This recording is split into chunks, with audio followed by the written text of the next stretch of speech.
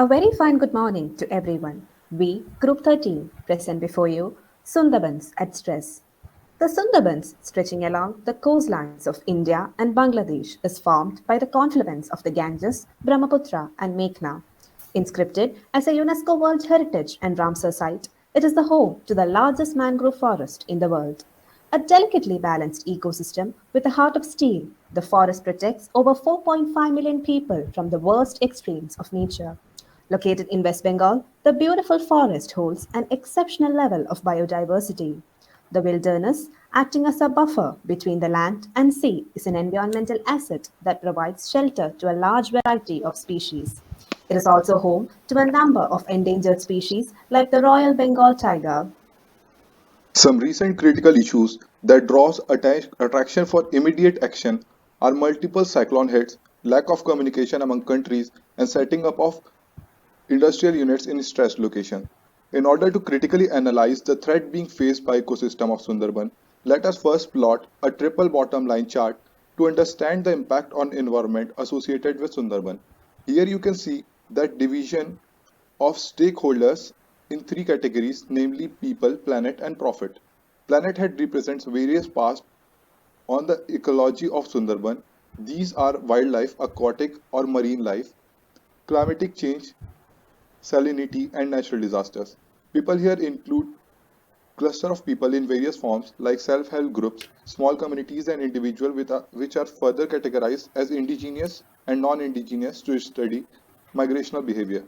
Third, the profit head accounts cost of conservation and cash flow influencing activities like agriculture and cultivation of forest resources. Environmental threat is a primary concern that demands immediate attention to the issue. Back-to-back damage caused by cyclone hits and rising sea levels are depleting the land mass at the rate of 3 cm per year in contrast of normal rate at 1.4 to 1.8 mm per year. The threat associated with social aspect impacts the people living in the area. People in specific areas of Sundarban are on the edge of survival. Natural calamities and human-wildlife conflicts are major factors of sudden loss of livelihoods. Economic loss to Sundarbans are directly and indirectly related with depletion of mangroves. Mangroves absorb 2 to 4 times carbon emission than a tropical rainforest. It helps to scale down the impact of cyclone hit in coastal areas, depletion of which will adversely affect the natural capital. Now, the question which arises, is there a bright tomorrow? Multiple studies predict that the area of mangrove forest has declined drastically from 2011 square kilometers to 1939 square kilometers. The reduction in habitat for wildlife means their migration. We must take protective measures to change the new condition. So, how can we approach this? Can we stop the problem? The answer is no. Natural disasters cannot be tamed. So we must emphasize on social profitability.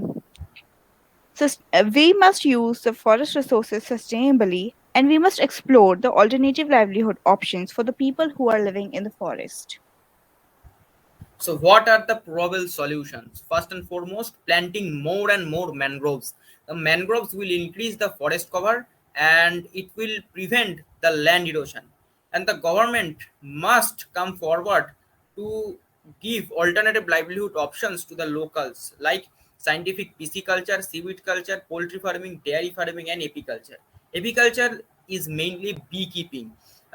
We all know that honey hunters go into the forest to collect money by taking the risks of their lives. But with the help of apiculture, they can keep bees into their backyard farm. And on the government part, they should improve the risk communication system. The countries, that is India and Bangladesh, should work in hand in hand to improve the situation of the Sundarban. And the government must include the indigenous people for the conservation work. And what are the effects of solutions? It will improve the communication system, and the alternative livelihood option may keep peoples away from the forest. If the government is able to generate more incomes in urban and major cities, then it may happen that the next generation may shift from Sundarban to that urban areas and cities, and the government should provide quality education to the next generations in Sundarban. So, famous British broadcaster and natural historian Sir David Attenborough once said that there is no going back. No matter what we do now, it's too late to avoid climate change. And the poorest, the most vulnerable, those with the least security, are now certain to suffer. And that quotation resembles with the situation of Sundarban so much. Sundarban is in great danger. Not only Sundarban, but the all mangrove forests in the world are in great danger. We are aware now, but not so much. We need to take necessary and strong steps to improve the situation. Otherwise, the results are going to be catastrophic. Thank you. And the pictures, all you can see into the background of the slides, are all taken by me. Thank you.